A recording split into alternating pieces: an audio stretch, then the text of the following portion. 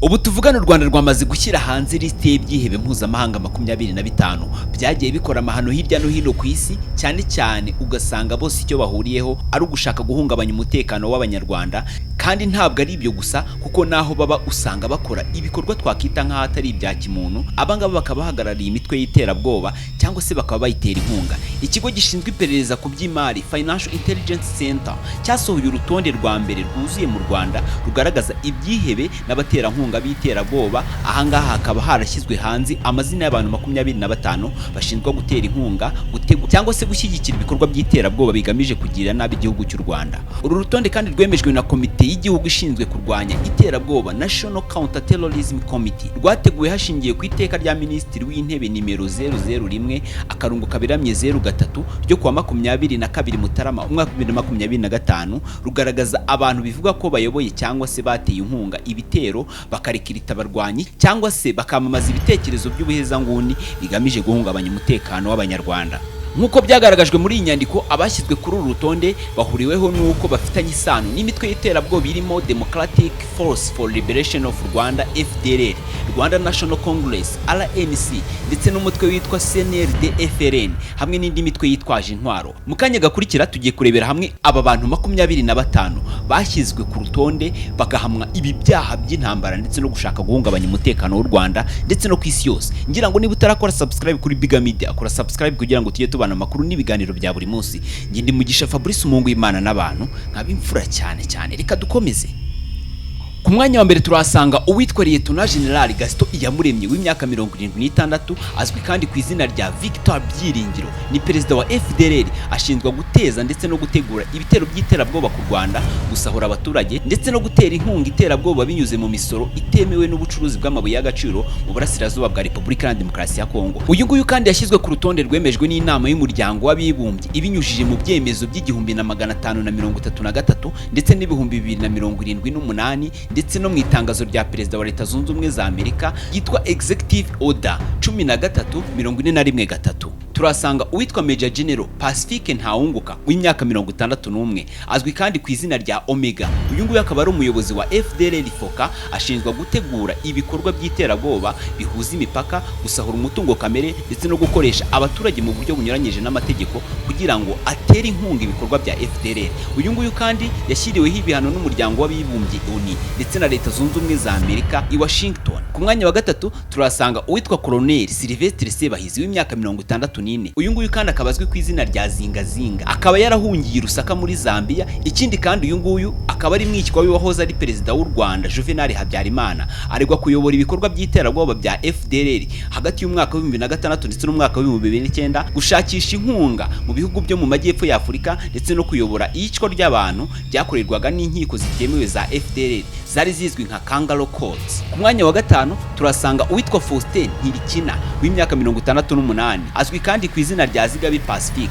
Uyu ni umufaransa ukomoka mu Rwanda wahamwe n'icyaha mu rubanza nimero RP 0038 ryo mu mwaka wa 2018 kubera gushishikariza urubyiruko kwinjira mu mitwe y'iterabwoba irimo Luda Urunana ndetse na FLN. Ikindi kandi ashinjwa kuba ari we wateguye ibitero byo muri Kinigi mu mwaka wa 2019 byahitanye abasivile benshi. Ku mwanya wa gatandatu turasanga uwitwa Major General Antoine Hakizimana w'imyaka 54. Uyu nguyu kandi azwi ku izina rya Jeva. Uyu nguyu akaba ari umukuru w'ingabo za CNRD FRN, ashinjwa gutegura ndetse no gutera inkunga ibitero bya Nyaruguru na Kitabi byagabwe mu Rwanda biturutse ku ngabo yari ayoboye zabarizwaga i Bujumbura mu Burundi. Ku mwanya wa karindwi turahasanga uwitwa Eric Munyemana w'imyaka 53, akaba ari umubirigi ariko akaba akomoka mu Rwanda ndetse akaba ari vice perezida wa FRN. Uyu nguyu yashinjwa gukusanya amafaranga ndetse no gutegura ibikorwa by'iterabwoba nk'uko raporo z'ubutasi za FIC zabigaragaje. Ku mwanya wa 8 turasanga uwitwa Dr Innocent Biruka. Uyu nguyu akaba azwi ku izina rya Mitari. Uyu nguyu akaba ari umunyamabanga mukuru wa CNRD FRN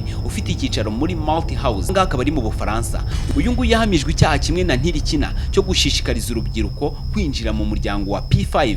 yanigeze kwemeza ko ari we wagabye ibitero bya FLN byo mu mwaka wa 2018 kuri Hanze Modo Village. Ku mwanya wa 9 turasanga uwitwa General Faustin Kayumba Nyamwasa w'imyaka 67. Uyu nguyu ni umwe mu bashinje ishyaka rya RNC, ubu ngubu akaba atuye Pretoria muri Afrika y'Epfo. Ashinjwa kuba ari we watangije gutegura ibitero bya grenade byabereye i Kigali hagati y'umwaka wa 2010 ndetse n'umwaka wa 2013.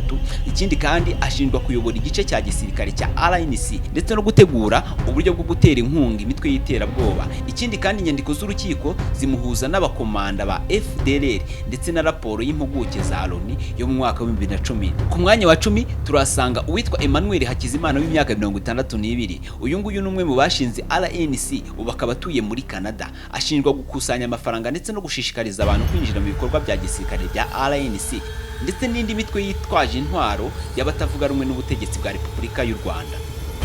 Ku mwanya wa 11 turasanga Abdul Karim Ali Nyarwaya. Uyu nguyu akaba azwi ku izina rya Diki Nyarwaya.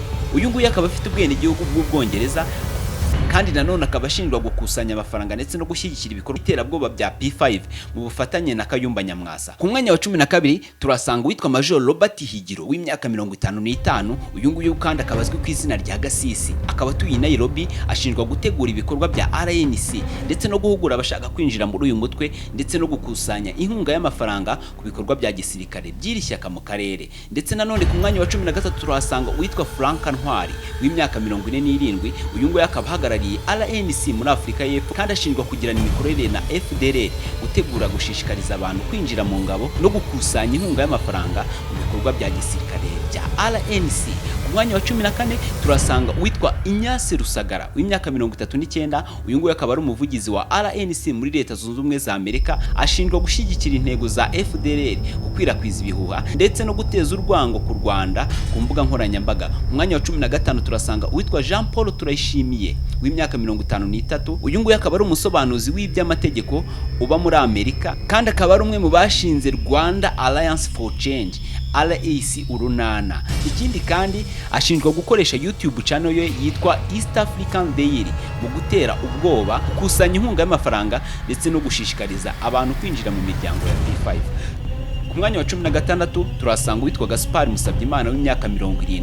Uyu nguyu akaba ari umucuruzi uba muri Belgique kandi akaba ari umwe mu bashinze Radio Inkingi na Musabyimana.net. Ikindi kandi ashinjwa gutera inkunga ibikorwa bya propaganda ya FDLR ndetse no gukoresha ibinyamakuru bye mu gukwirakwiza amagambo ndetse no gutangiza ibitero by'iterabwoba. Ku mwanya wa 17 hari uwitwa Placide Kayumba w'imyaka 44, akaba atuye Numar muri Belgique. Uyu nguyu kandi akaba ashinjwa gushyiraho imikoranire hagati ya FDU Inkingi ndetse na FDLR ndetse no gutera inkunga ibikorwa by'iterabwoba bigamije guhungabanya umutekano w'u Rwanda. Ku mwanya wa 18 turasanga uwitwa Augustin Munyaneza w'imyaka 62. Uyu nguyu akaba ari umushoferi w'amatagisi utuye i Buruseli mu Bubiligi. Uyu nguyu akaba ashinjwa gutera inkunga ibikorwa bya FDLR Foka ndetse na P5 bigamije guhungabanya umutekano w'u Rwanda. Ku mwanya wa 19 turasanga uwitwa Michel Niyibizi w'imyaka 69, akaba ari umwarimu utuye muri Belgique. Uyu nguyu kandi ashinjwa gutegura ibikorwa byo gukusanya inkunga no kwemeza ibitero by'iterabwoba ku nyungu za FDLR Foka ndetse na P5. Mwanya 20 turasanga witwa Jonathan Musonera w'imyaka 61. Uyu nguyu akaba ari umwe mu bagize RNC tuyi London mu Bwongereza. Ashinjwa guteza umutekano muke ndetse no gukusanya inkunga y'amafaranga ku bikorwa bya gisirikare bya RNC ndetse no gushyigikira mu ruhame ibitero bya FDLR. Ku mwanya wa 21 turasanga uwitwa Dr. Theogene Rudasingwa w'imyaka 64. Uyu nguyu akaba ari umuyobozi wa RNC utuye Washington. Akaba ashinjwa gutegura ibitero bya grenade mu Rwanda mu mwaka wa 2010 ndetse no mu mwaka wa 2013 ndetse no guhuza imikoranire hagati ya RNC ndetse na FDLR. Yahoze ari umukozi mukuru w'ubutegetsi n'uhagarariye u Rwanda mu mahanga. Ku mwanya wa 22 turasanga Major Jacques Kanyamibwa w'imyaka 68. Akaba atuye mu Bufaransa. Uyu nguyu kandi ashinjwa gutera inkunga ibikorwa by'iterabwoba, gushishikariza abantu ku mbuga nkoranyambaga ndetse no kugira uruhare mu gutegura ibitero byo muri Kinigi byo mu mwaka wa 2019 mu karere ka Musanze. Ku mwanya 22 turasanga witwa Thomas Nahimana w'imyaka 54, uyu nguyu akaba ari perezida w'ishyaka Ishema kandi uyobora Isi n'Ijuru TV kuri YouTube. Arashinjwa guteza iterabwoba ndetse no gutegura ibikorwa ku bufatanye n'abayobozi ba FDLR. Ku mwanya 22 turasanga witwa Christine Kurimanu Wizera w'imyaka 53, uyu nguyu akaba ari umupasiteri utuye Denver kandi ashyigikira FLN. Ashinjwa guteza urugomo ku Rwanda akoresheje konti ye ya X no kwamamaza propaganda ya FLN ndetse na P5. Ku mwanya 25 turasanga witwa Sylvestre Nduwayezu w'imyaka 53, uyu nguyu akaba azwi ku izina rya Jetli. Uyu nguyu akaba aba i Kampala mu Bugande. Ashinjwa gushishikariza abanzi gutegura, kugura intwaro ndetse no gutegura ibitero by'iterabwoba bifitanye isano na Rudi Urunana ndetse na P5. Abayobozi bavuga ko iki gikorwa kigaragaza ko u Rwanda rwiyemeje gukumira imiyoboro y'iterabwoba ndetse no guhagarika inkunga y'amafaranga yabo cyane cyane abakorera mu mahanga. Abasesenguzi bavuga ko benshi bavumbuye bamaze igihe kinini bari mu isuzumwa mpuzamahanga kubera imikoranire yabo n'imiryango y'ingabo ikorera muri Repubulika ya Demokarasi ya Kongo n'ibihugu biyikikije. Ndagushimiye cyane, ngira ngo niba utarakora subscribe kuri Biga Media, kora subscribe ngo yango tujye tubana buri munsi. Nge nari Mugisha Fabrice, umungu w'Imana n'abantu nkabimfura cyane. Ndabakunda. Ciao ciao.